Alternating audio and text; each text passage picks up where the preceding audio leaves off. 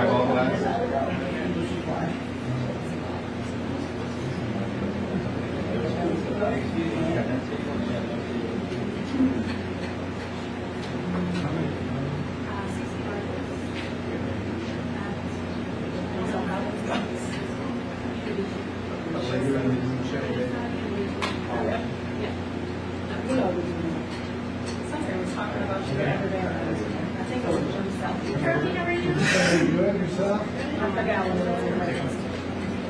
Probably not good. No, it was something positive, but I forgot exactly what it was. People who were telling the stories, they probably didn't know you were not the same too, so It's my favorite. Yeah. You're younger than my kid. yeah. Yep. Sell yours morning from 6. Did you sell it? Yes. The morning, yeah. And now he's based on us.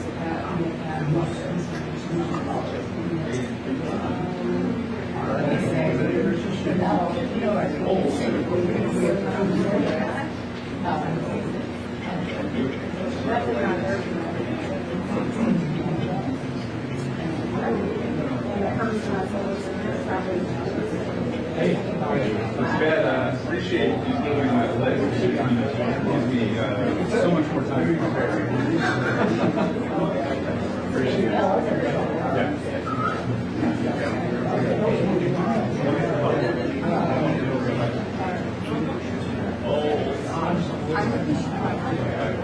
Hey, I need to ask you a question. I'm going to have to break down one more time in 2 weeks.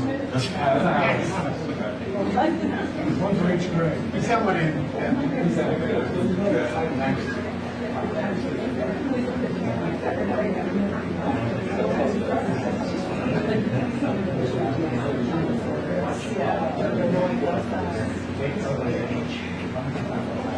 Can you open the window? Yeah. I don't know about you. Well, if there's a window of opportunity, I might. This guy's like, I'm done with these guys. Very good. This would be talked about. Very good.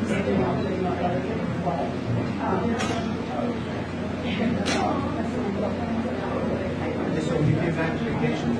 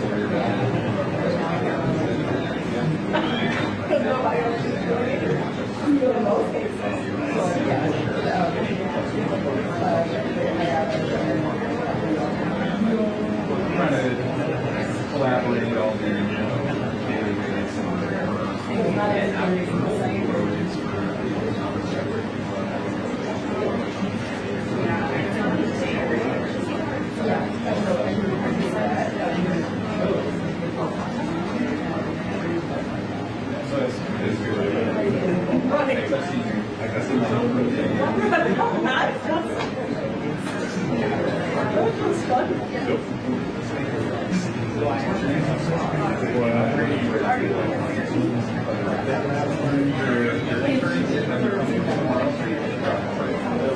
making a comparison.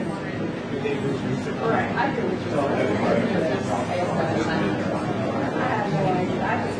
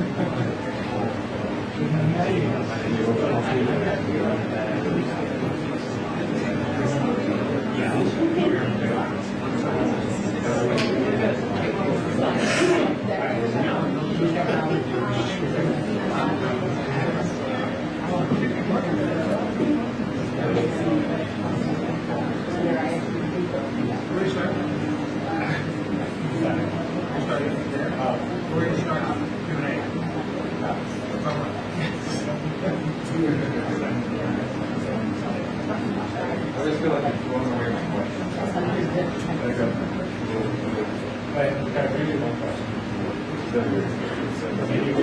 Alright, it's a multiple-part question, okay?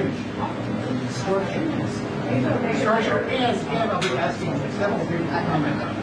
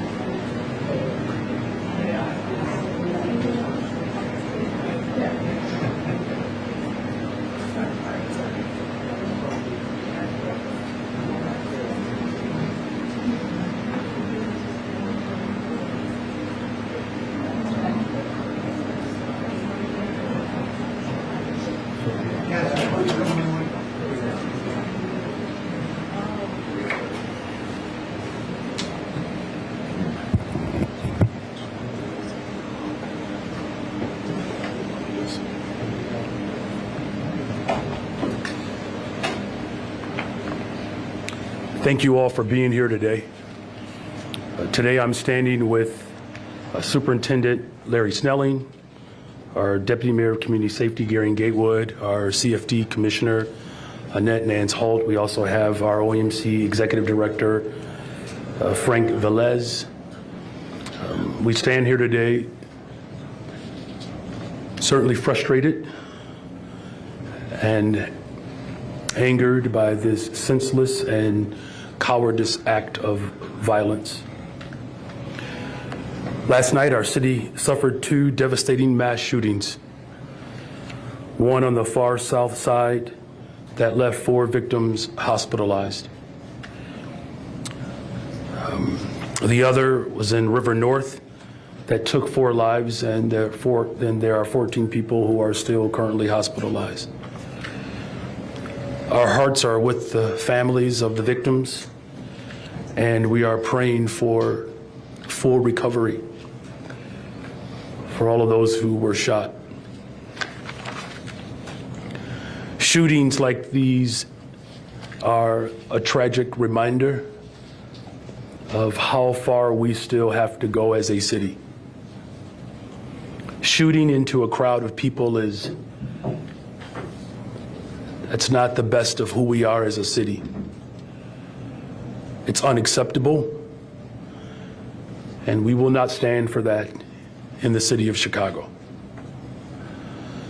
We are frustrated, but we are also grieving. We will not rest until there is full accountability. I'm calling on any Chicagoan who has any information about these mass shootings. I'm calling on anyone who has information to come forward. Come forward to help us find these individuals and bring them to justice. It is going to take all of us to stand together against violence.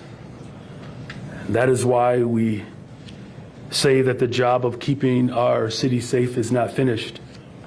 But furthermore, we are still determined, more determined now than ever, to not allow these events to take us backwards.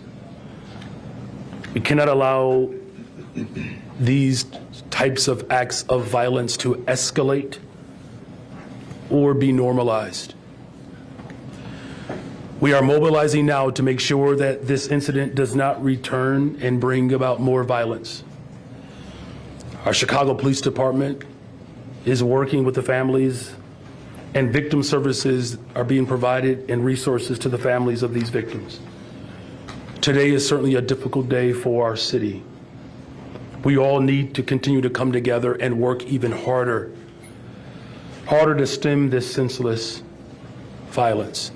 I'm grateful to our first responders who showed up the way they always do, as heroes, saving lives and bringing calm to what was a very chaotic event and scene last night. And with that, I'm appreciative of the Superintendent of Police Department, Larry Snelling, and he will speak to you more about these incidents.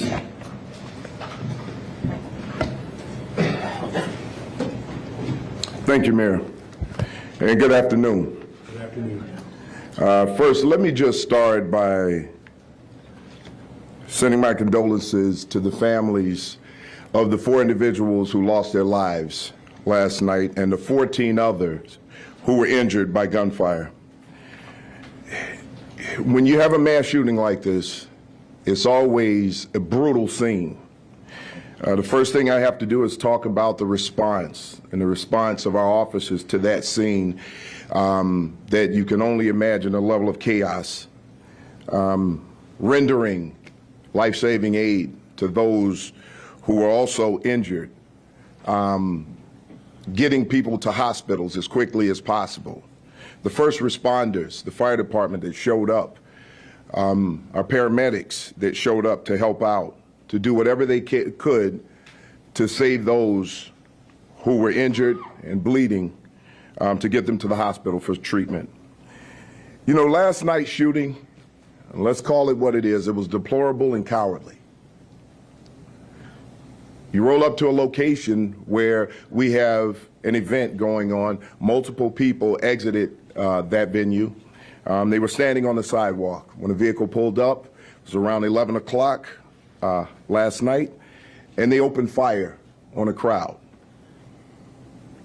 They didn't care who was struck, and in a matter of seconds, they were able to shoot 18 people in a matter of seconds, taking 4 lives. The victims who lost their lives, 4, a 24-year-old male, a 25-year-old male, 26-year-old female, and a 27-year-old female, lost their lives at this senseless shooting. 14 others were injured by gunfire. Now, currently, our detective division is working extremely hard to get to the bottom of this. We as the Chicago Police Department want to make sure that we bring justice to these families, but we also want to make sure that we take individuals who are this violent and this careless off the streets. It's important to all of our residents of Chicago and for anywhere else in this country to remove these types of individuals from the street. Look at how quickly and carelessly 4 lives were snuffed out, with the possibility of a total of 18. We have to do better. We have to hold people accountable. And we, as a society, have to hold people accountable. Wrong is wrong, and when we see it, we need to call it.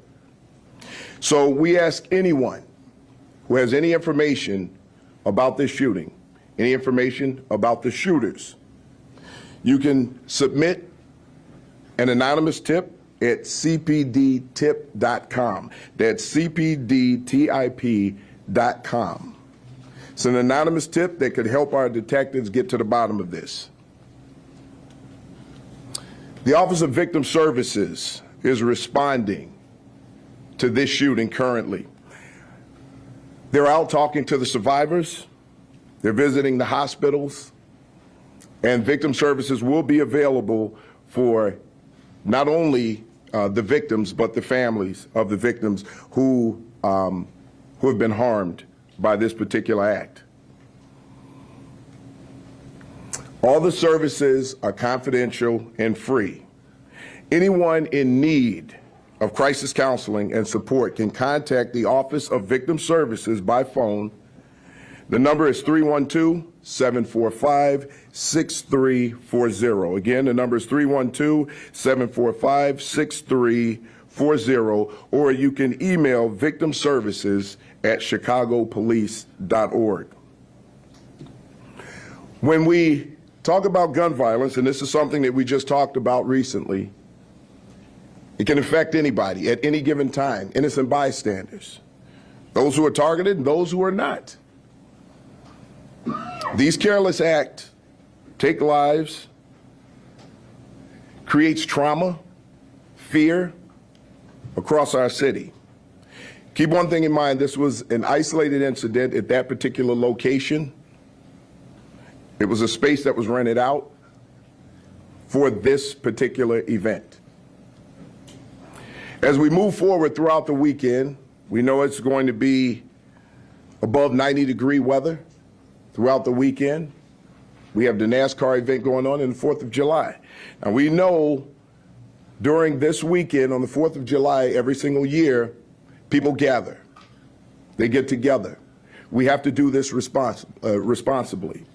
If we see things going on out there that we know has the potential to lead to violence, we need to do everything that we can to report that. Report that to the police.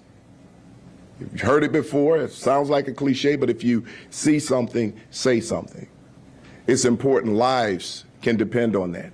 So what I can assure you is that the Chicago Police Department will be out in full force, making sure that we're keeping the city safe and protecting lives from one end of this city to the other. We will be out there to do the work that the Chicago Police Department has been doing to protect people and to keep everyone safe. With that, I'll now turn it over to Deputy Mayor Gary Gatewood.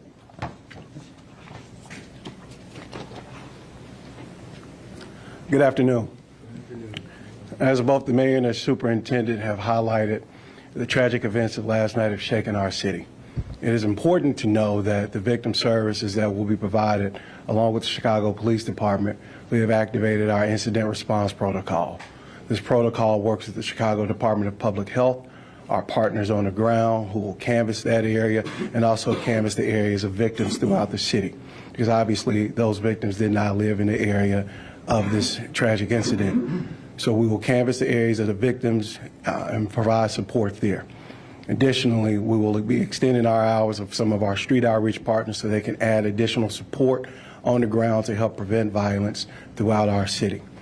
As both the mayor and the superintendent have stated, it's important that Chicagoans know it is our responsibility to keep them safe, and the only way we do that is by working together to keep each other safe. Our goal is to hold people accountable for the harm that they caused to our city last night. We don't need to normalize this because it is not normal. It is not okay. We're going to do our work to make sure these people are held accountable. We're going to do our work to make sure we can surround our arms around victims, provide services for those who need it. And I just want to take a moment to thank the first responders who were on the ground last night and early into this morning. Incredible work, and their fast actions helped save a lot of lives on our streets last night.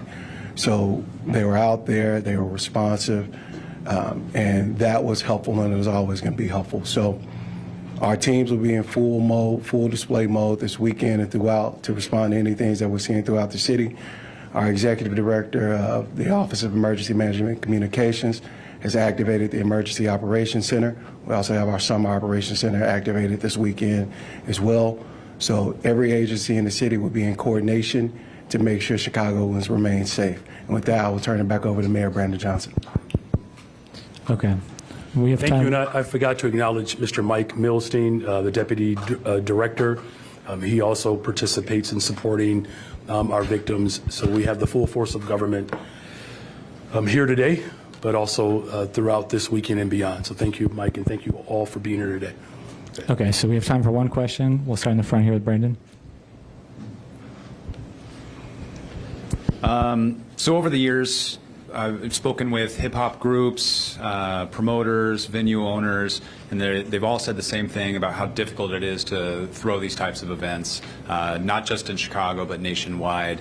And maybe this is either the best or worst day to ask about this, but do you feel like the stigma surrounding these types of events are unfair? Does it outlaw hip-hop culture? But then also, was law enforcement aware of this event, and was there any increase in presence at the time?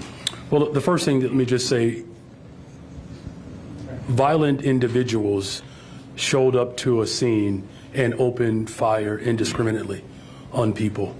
That in and of itself is terror and an act of hate. That's what we're focused in on right now. Is that these individuals who are responsible have to be held accountable, and to the people of Chicago, anyone that knows anything about what was involved last night, they should come forward, because we have worked too hard as a city to build safer communities. And as the superintendent has indicated, in this isolated incident, we cannot allow that incident to define us as a city, and it doesn't define us as a city. As far as police presence and what was known, I'm going to defer to our superintendent on that one.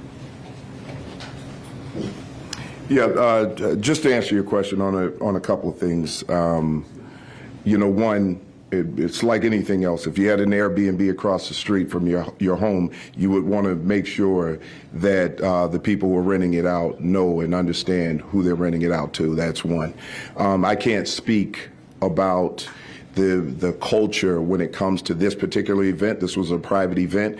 This wasn't something that was on the police department's radar because it is a private event. You know, we respect the First Amendment, but at the same time, we as a police department need to make sure that if we have information that there's the possibility of something that could lead to violence, we'll be there.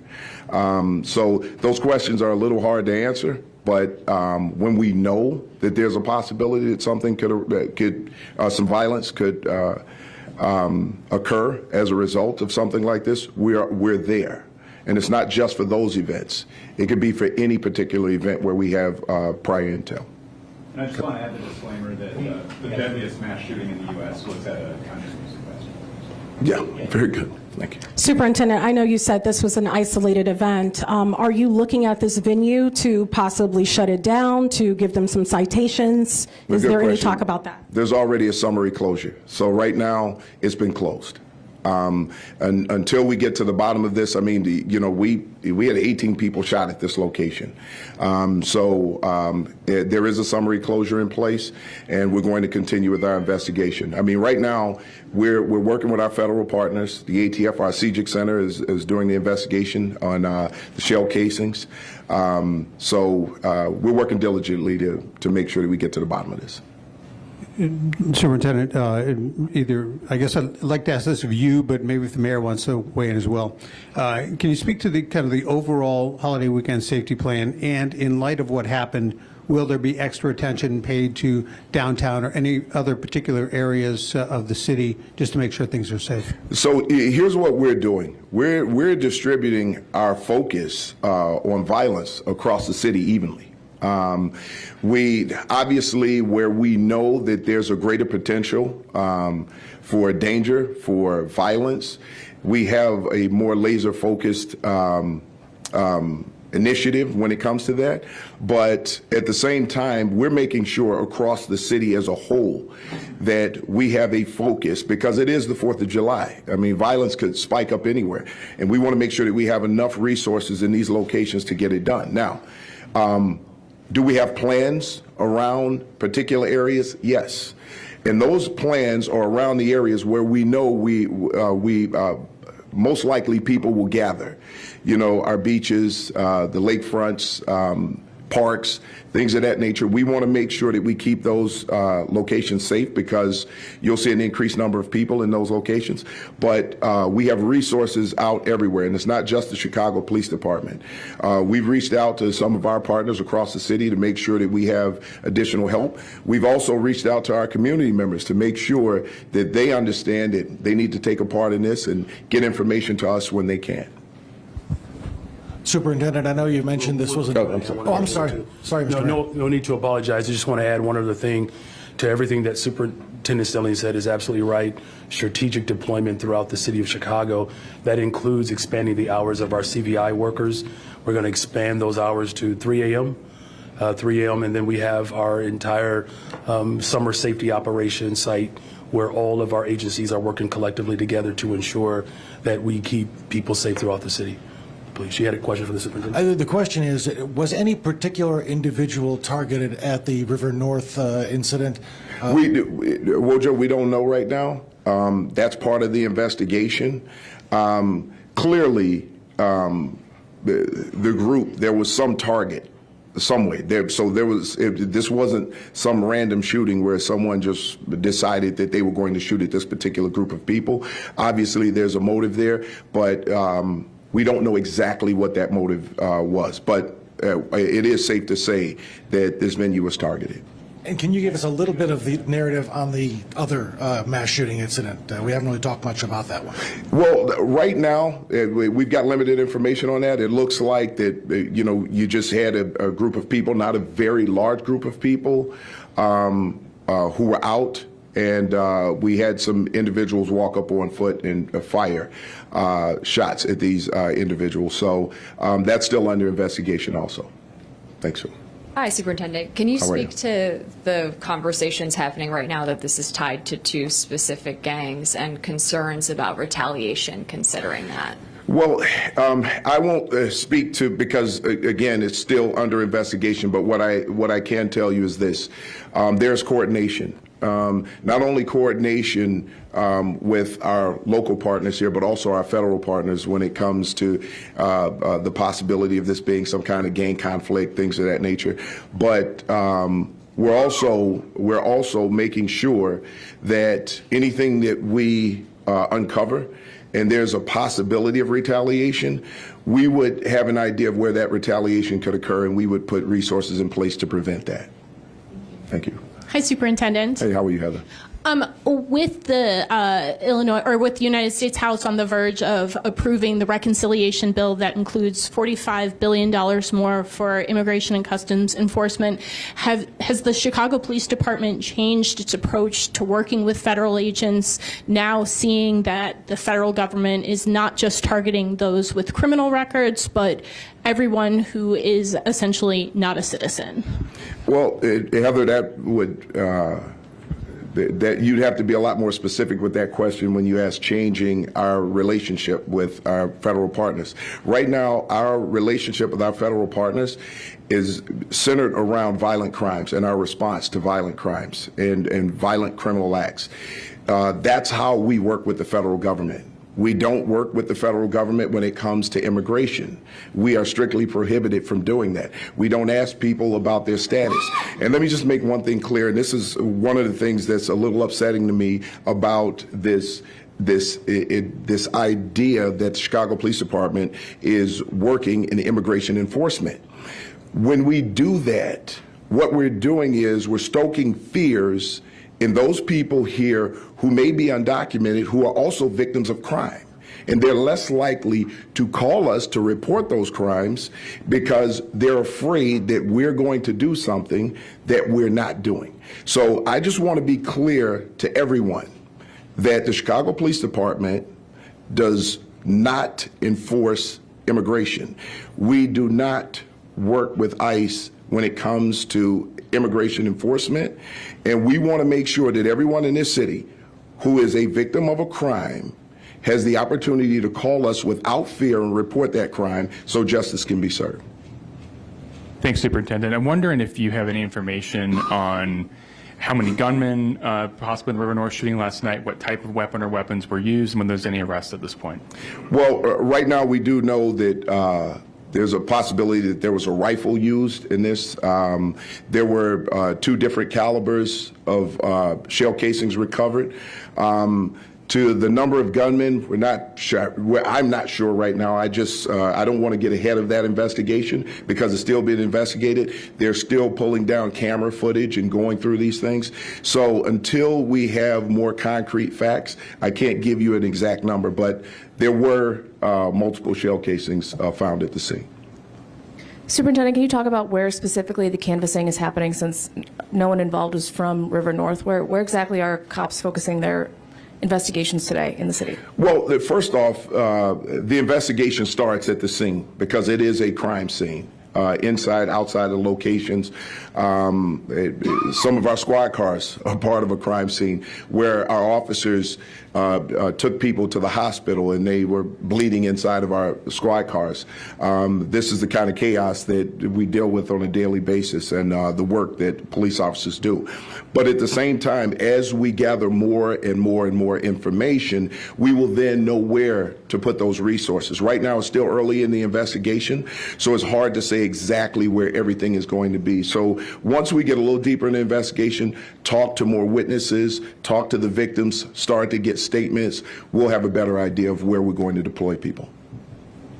Hi, Superintendent. This is also possibly for the mayor, if he would like to comment as well. Alderman Riley is calling for Artis' business license to be revoked. Their license is related to operating a restaurant. They don't have a public place of amusement license or liquor license.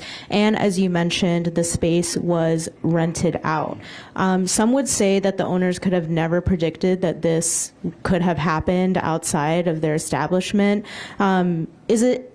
Is it too soon to consider revoking the business license in its entirety, and do you support that? Well, here's what I'll tell you right now. It's still early.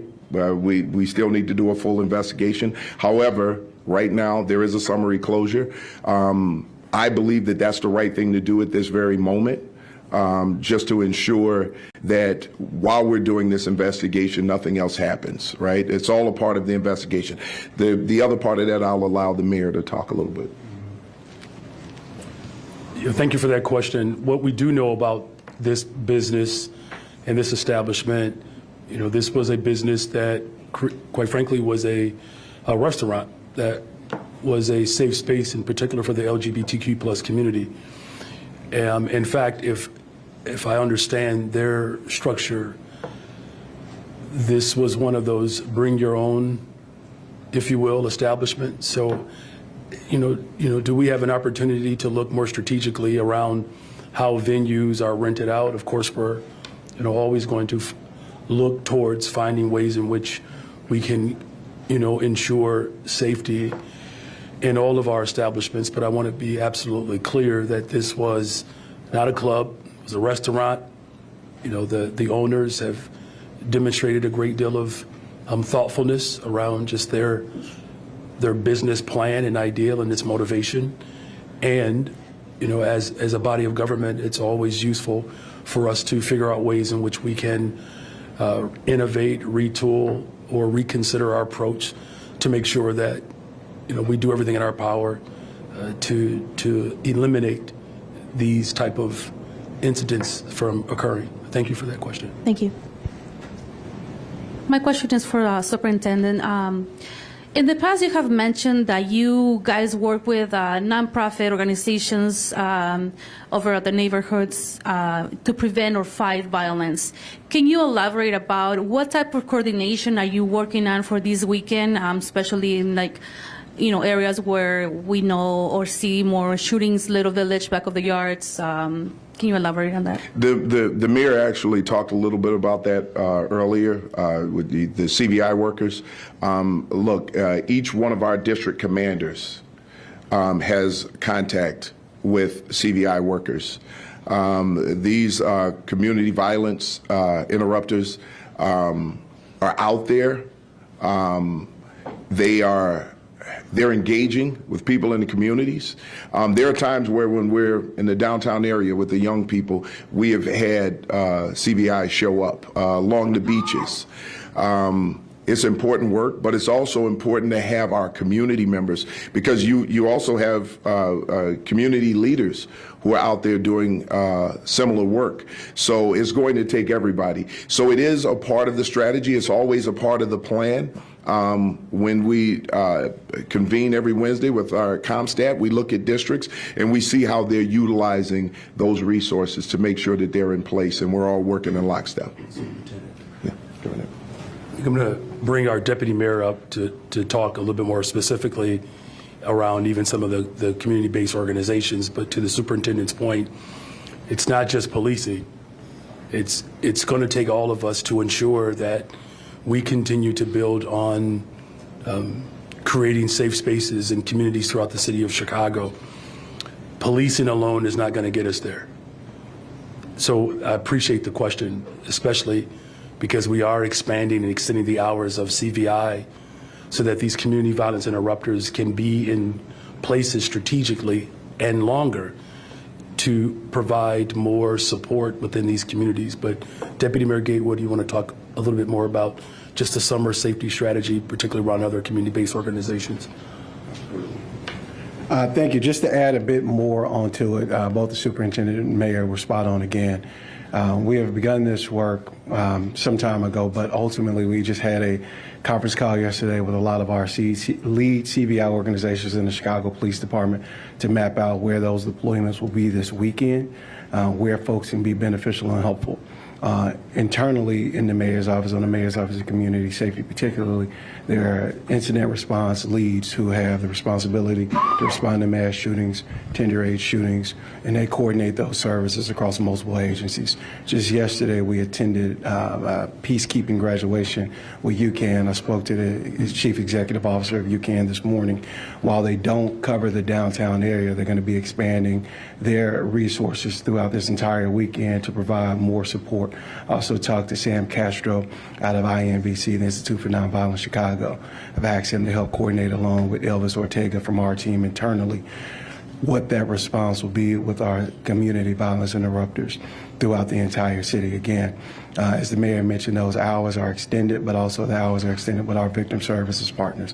We also activated a few safe spaces throughout this weekend too.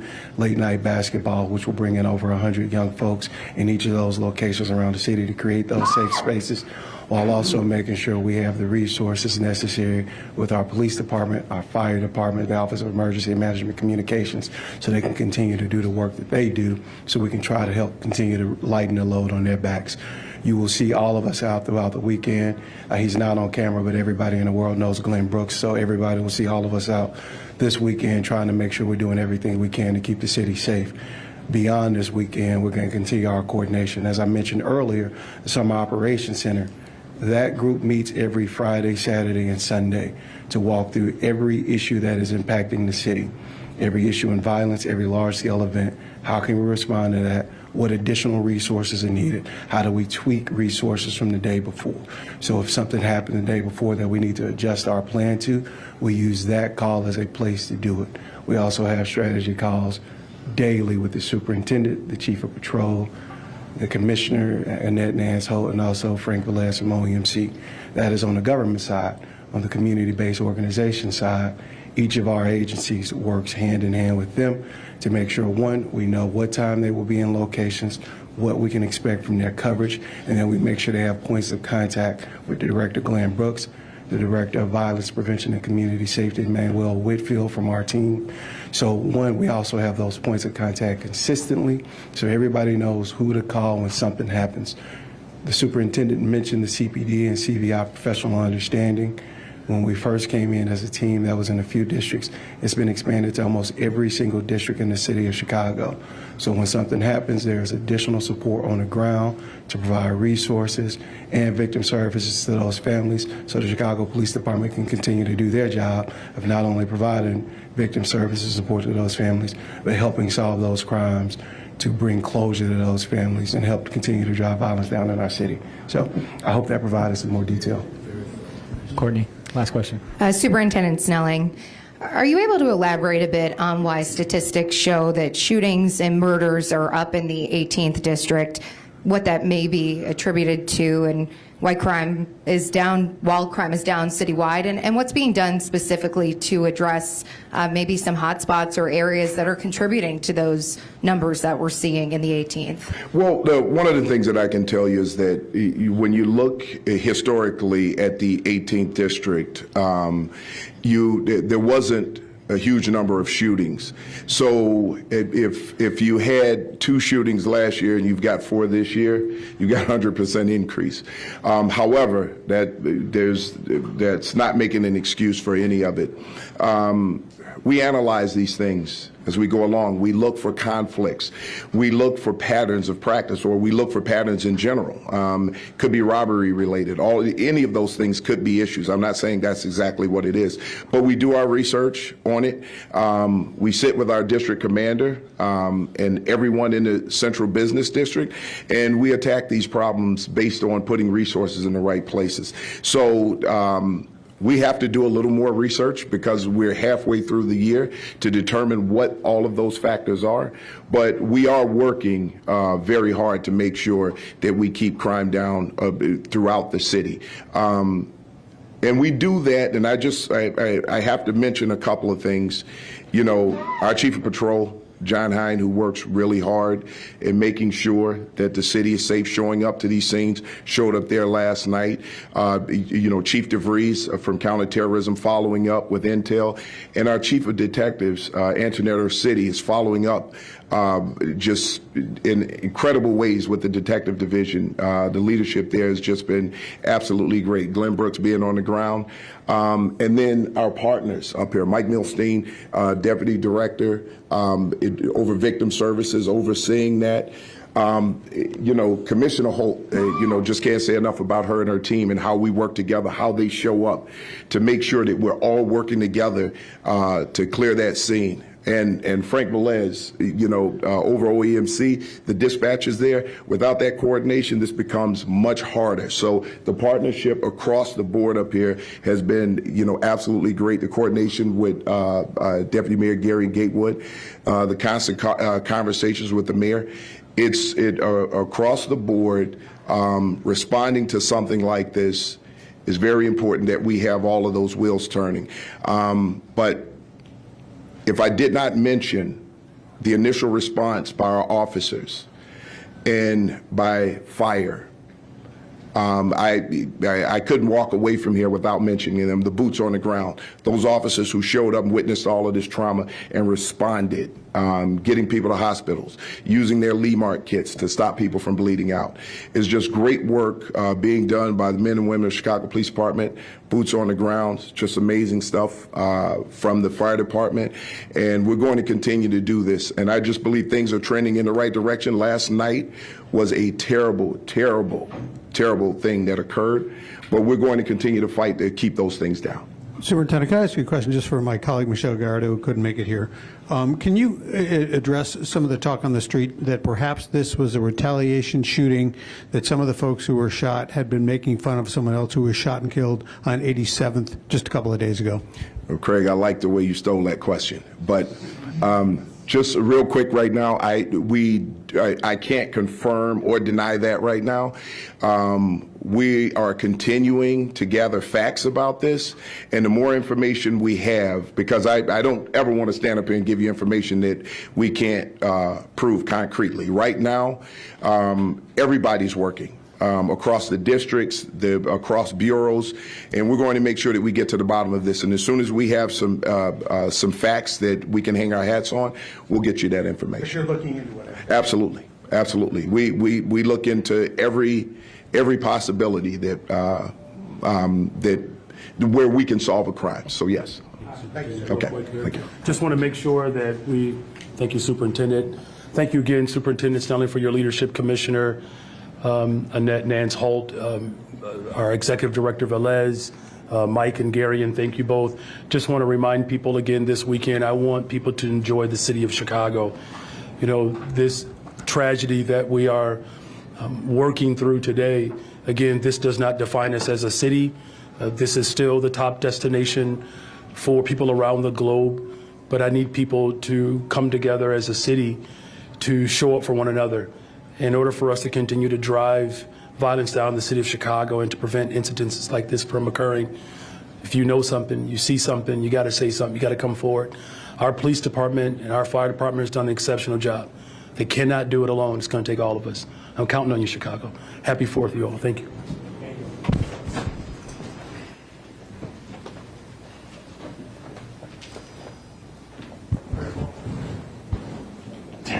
What's up, man?